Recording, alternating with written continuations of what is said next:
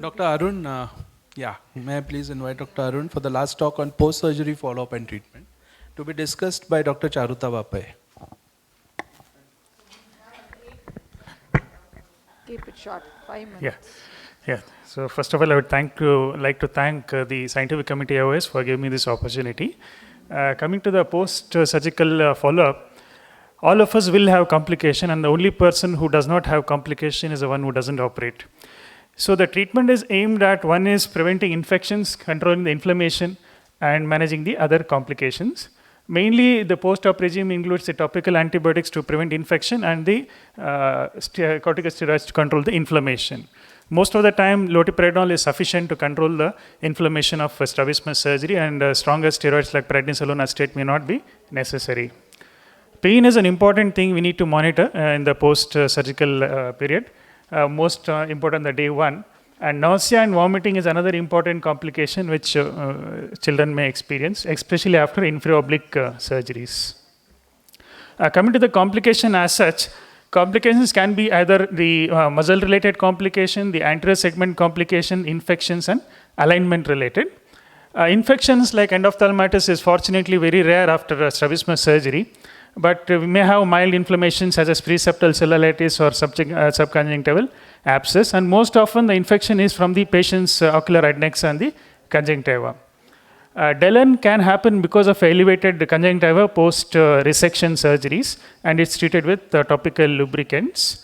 Epithelial inclusion cyst is another important thing we need to notice, especially which is happening at the muscle insertion, because whenever you're trying to remove the cyst, when it's attached to the muscle, you may disinsert the muscle. So you should be very, very careful while doing the surgery on this.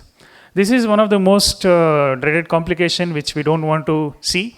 Fortunately rare, but usually happens when we operate more than 2 recti muscles. If you have 3 or more muscles, then usually this happens. Advancing age and vasculopathy such as hypertension, diabetes is an important risk factor for anterior segment ischemia. So most of the time it's mild and topical steroids are sufficient, but sometimes it is very severe and can even result in thysis bulbi if it is not treated. So the best treatment is prevention. So whenever you're operating, ensure that you don't operate more than 2 rectus muscles. Slip muscle is basically the muscle which retracts back within the capsule, within the muscle capsule. And usually it presents as a consecutive deviation. If you're operated for an ESO, it presents with a large exotropia.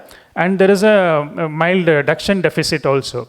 So again, prevention is important. Dr. Murali has very nicely demonstrated how to take the proper bites in the muscle. So if you take a proper bite and ensure that the muscle is tightly anchored, this can be prevented. So treatment involves exploration and identifying the muscle from the capsule and bringing it back to the intended insertion site. Last rectus, though it is an intraoperative complication, can happen in the postoperative period also, especially if you have not taken a bite. So the difference between the slip and the lost is, in the slip, the capsule is holding the muscle to the insertion, whereas in the lost muscle, there is no attachment at all.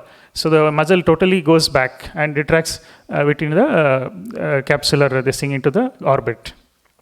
So again, it's very important not to search on the globe because the muscle retracts into the orbit in the thing. So you have to search in the capsule, the muscle capsule, and then identify the muscle.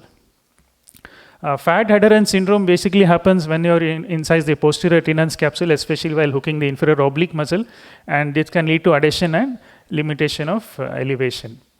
So direct visualization of the posterior border of the inferior oblique while hooking should be preventing this complication.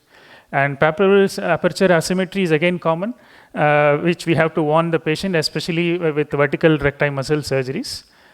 And this is the most commonest complication which we encounter, and the overcorrections and undercorrections. I think the speakers have already told what to do with the ESO and EXO overcorrections and undercorrections. And of course, my discussant, Dr. Charuta, also will be discussing about this complication.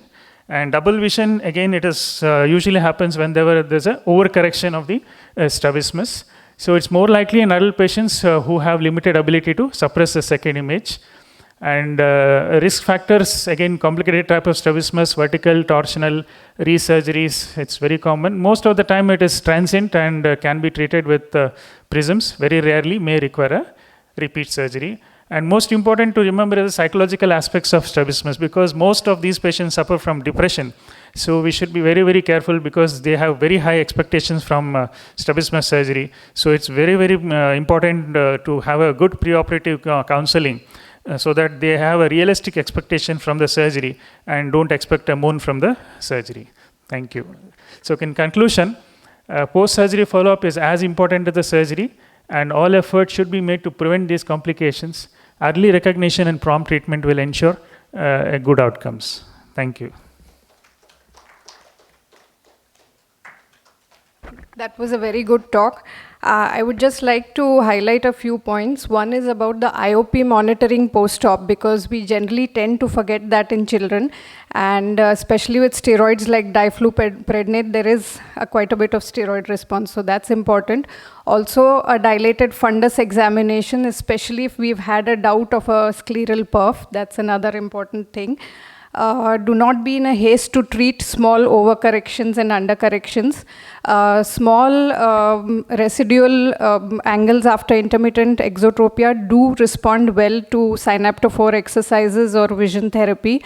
And if we have slightly overcorrected accommodative esotropia, we can easily manage it with reducing the plus in the glasses with patching. So we need to give it time.